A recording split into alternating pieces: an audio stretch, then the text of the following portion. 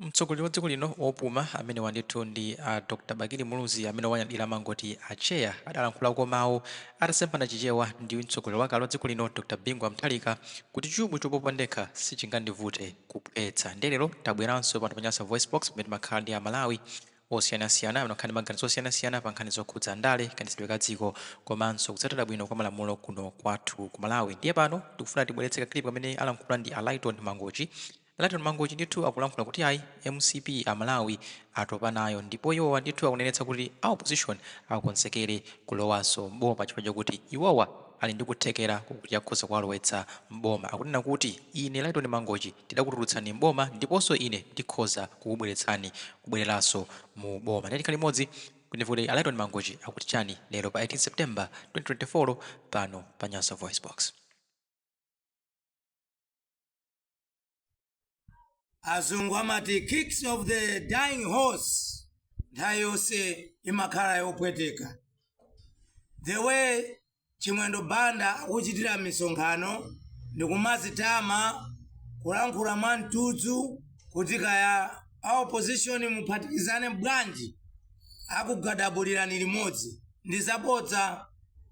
ndizabodza MCP kwawo kwatha. Mundimve ine MCP kwawo kwatha. Palibe chipani chimene chimakhala cholamula chitayima pasanja kumana kuti ifedi zatikanika koma zachitikira apa zachitika. Muone speech ya ena akulu akuti zoonadi maungu afuwa ofunika nkhuni tisongezere. Ndi minyama atumenecho kusonyeza kuti kwawo kwatha.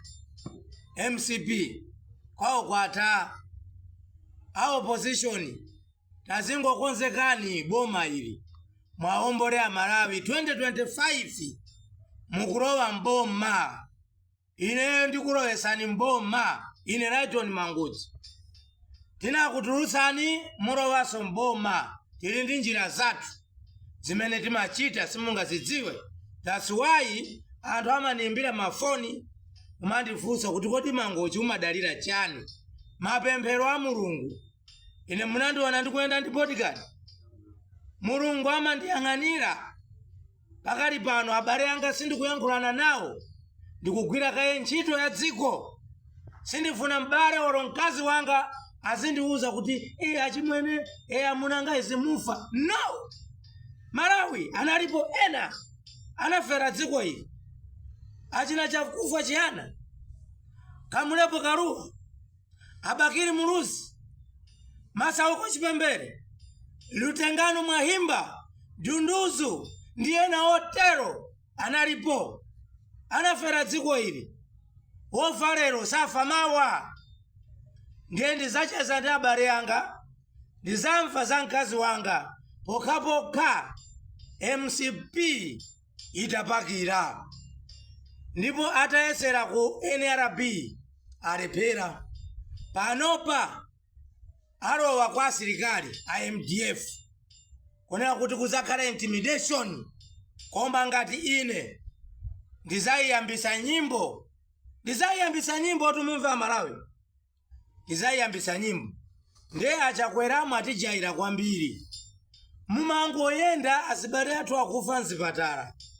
Lero ngati munyamukeso kumapita ku United States of America kuunga opanda kupanga delegate ena kuti mupeweko ndalama ziyazigwire ntchito kugula mankhwala chimanga kumene anthu akudya zitedzeko. Ine wanga omanga passport yanga nditi inu mukandiombera pa airport. Mukandiombera pa Kamuzu International. Chikwamba changa ichi kenaka passport yanga nditi ine ngati Lighton Mangochi mukandiombera ndi asilikali anuwo tikakwerera limodzi ndikaone chimene mmakachita. Chifukwa phindu lake ndilochepa. Ntchito zangokhala mangoyenda ngati ndede. A president mwatani.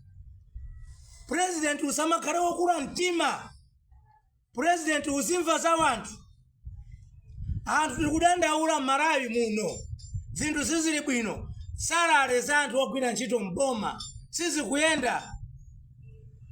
Mankhwala mzipatala mulibe, inu mango tuta madollars ku reserve bank uko ndikumapita ulendo mango kadya mapizza maspaghetti ku America ndikumakalankula slangi yatipindulira chanifu. Pomalizira ndikuchenjezeni a opposition nonse, President Chakwera akamanga ulendo kupita dera lanu ku constituency yanu, musakhaleko pa msonkhano, musakhalepo. Mwaona zimene zanchitikira Gladys Ganda, sikunali kufuna ADPP mundimvetse a Professor Mutharika. Gladys Ganda uja inali force, anali ngati pa gun point. Ndezanu inu a opposition ma MP mukalandira kumene apita MCP msonkhano, muzoti mukathera pati pamenepo pandale.